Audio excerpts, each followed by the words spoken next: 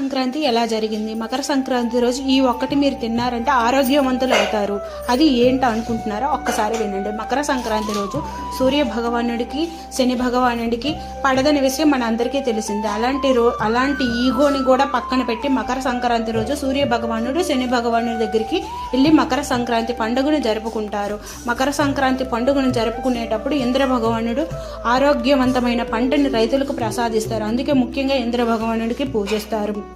ఆ రైతుల్లో పండించే పంటలో ముఖ్యమైనది చిరుధాన్యాలు అంతేకాకుండా దానిలో ముఖ్యమైన ఒకటి అది నువ్వులు. శనీశ్వరునికి ఎంతో ఇష్టమైన నువ్వులు, అంతేకాకుండా సూర్య భగవానుడికి ఎంతో ఇష్టమైన బెల్లం తయారీ. ఆ బెల్లము ఈ నువ్వులు కలిపి ఉండగా చుట్టి సూర్య భగవానునికి చంద్ర భగవానునికి అంతేకాకుండా సురునికి ఇంద్ర భగవానుడికి చూపించి ఆ నువ్వుల ఉండ మీరు తిన్నారంటే ఆరోగ్యవంతులు అవుతారు.